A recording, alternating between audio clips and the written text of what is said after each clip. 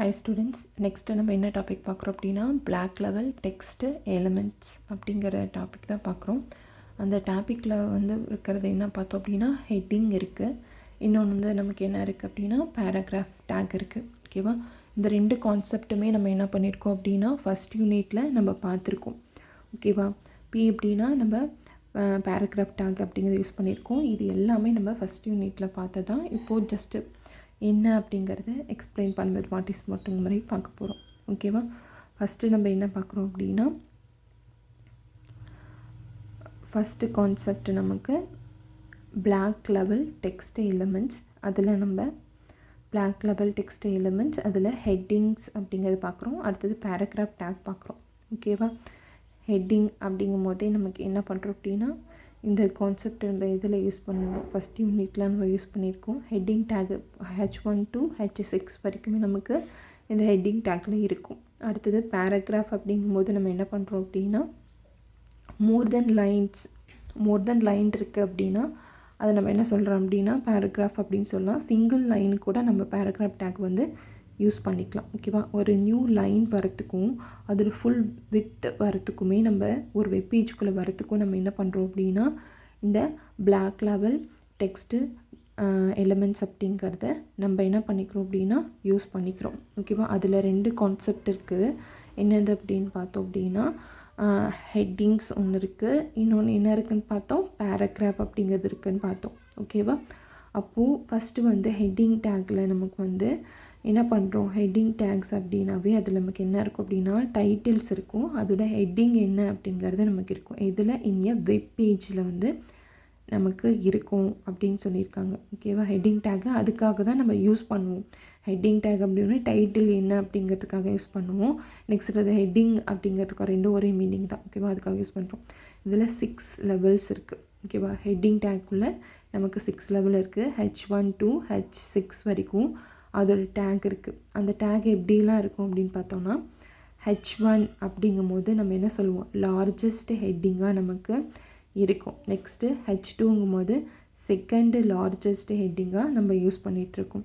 Next H3 அப்படிங்கும் போது medium level ஹெட்டிங்காக நம்ம என்ன பண்ணுறோம் அப்படின்னா யூஸ் பண்ணுறோம். H4 அப்படிங்கும் போது நம்ம ஸ்மாலர் ஹெட்டிங் அப்படிங்கிற மாதிரி யூஸ் பண்ணுறோம், அது ஸ்மாலஸ்ட் ஹெட்டிங் சொல்கிறோம். நெக்ஸ்ட்டு H5ங்கும் போது வெரி ஸ்மாலர் ஹெட்டிங், அதோட சைஸ் ரொம்ப சின்னதாக இருக்கும். அப்போது H6ங்கிறது நமக்கு என்ன இருக்கும், அதை விட ரொம்ப சின்னதாக நமக்கு இருக்கும். அந்த லெட்டர் அந்த டைட்டிலுக்காக யூஸ் பண்ணுறோம் இல்லையா, அது ஸ்மாலஸ்ட் ஹெட்டிங் சொல்கிறோம். ரொம்ப சின்னதாக நமக்கு அந்த ஹெட்டிங் டிஸ்பிளே ஆகும். அது நீங்கள் ஒரு கோடிங்காக நீங்கள் போடும்போது உங்களுக்கு அதில் இருக்க டிஃப்ரென்ஸ் உங்களுக்கு தெரியும். ஓகேவா, டிஃப்ரெண்ட்டில் அந்த செகண்ட் யூனிட் கம்ப்ளீட் பண்ணதுக்கப்புறம் நான் காட்டுறேன். ஓகேவா, நீங்கள் பாருங்கள். அதை HTML கோடிங் போட்டிருக்கோம். HTML ஓப்பன் பண்ணிவிட்டு அதுக்கு எந்த மாதிரிலாம் ஜஸ்ட் அதுக்கான H1 H2 H6க்காக நம்ம யூஸ் பண்ணுறோம். டைட்டிலும் நம்ம கொடுத்தாச்சு. நெக்ஸ்ட் என்ன பண்ணுறோம் அப்படின்னா பாடிக்குள்ளே தான் H1 H1 அப்படிங்கும்போது திஸ் இஸ் த ஹெட்டிங் 1, இதை ஹெட்டிங் 1ன்னு சொல்லுவோம். H2 யூஸ் பண்ணுறோம்.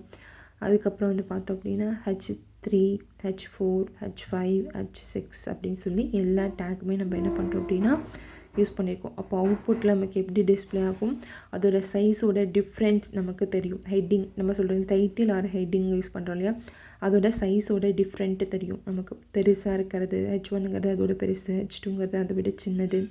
அதே மாதிரி அதோட டிஃப்ரெண்ட் நமக்கு அதில் தெரியும். ஓகேவா, நெக்ஸ்ட் டைம் என்ன கான்செப்ட் பார்க்குறோம் அப்படின்னா பேராகிராஃப் டேக் அப்படிங்கிறது பார்க்குறோம். பிங்கிறது அதோட பேராகிராஃப் டேக்கு.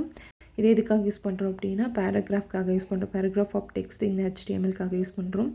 ஒரு நியூ லைன் நமக்கு என்ன ஆகும் அப்படின்னா அந்த பேராகிராஃப் மூலிமா நமக்கு டிஸ்பிளே ஆகும். ஒரே ஒரு பேராகிராஃப்க்கு நம்ம என்ன பண்ணிக்கலாம், பேராகிராஃப் டேக் யூஸ் பண்ணிக்கலாம். மோர் தென் லைன் நமக்கு வரணும், டிஸ்பிளே ஆகணும் அப்படின்னாலும் நம்ம என்ன பண்ணிக்கலாம் அப்படின்னா பேராகிராஃப் டேக்கை நம்ம யூஸ் பண்ணிக்கலாம். ஓகேவா, அதுக்கு நமக்கு என்ன டேக் வேணும், பிங்கிற டேக் நமக்கு தேவை. ஓகேவா, அப்போது இதில் 2 லைன் மாதிரி கொடுத்துருக்காங்க. பி அப்படின்னு கொடுத்துட்டு this is a paragraph in HTML அப்படின்னு கொடுத்துருக்காங்க. இது நமக்கு என்ன சொல்கிறோம் அப்படின்னா ஒன் நியூ லைன். இந்த டேக் நமக்கு என்ன ஆகும் அப்படின்னா நியூ லைன். இது பார்த்தோம் அப்படின்னா அடுத்த அனதர் நியூ லைன் நமக்கு வந்து என்ன பண்ணுறோம் அப்படின்னா டிஸ்ப்ளே ஆகும். 1 பை 1 எனக்கு இது வந்து டிஸ்ப்ளே ஆகும். பட் பேராகிராஃப் ஸ்டைலில் எனக்கு என்ன ஆகும் அப்படின்னா டிஸ்ப்ளே ஆகும். ஓகேவா?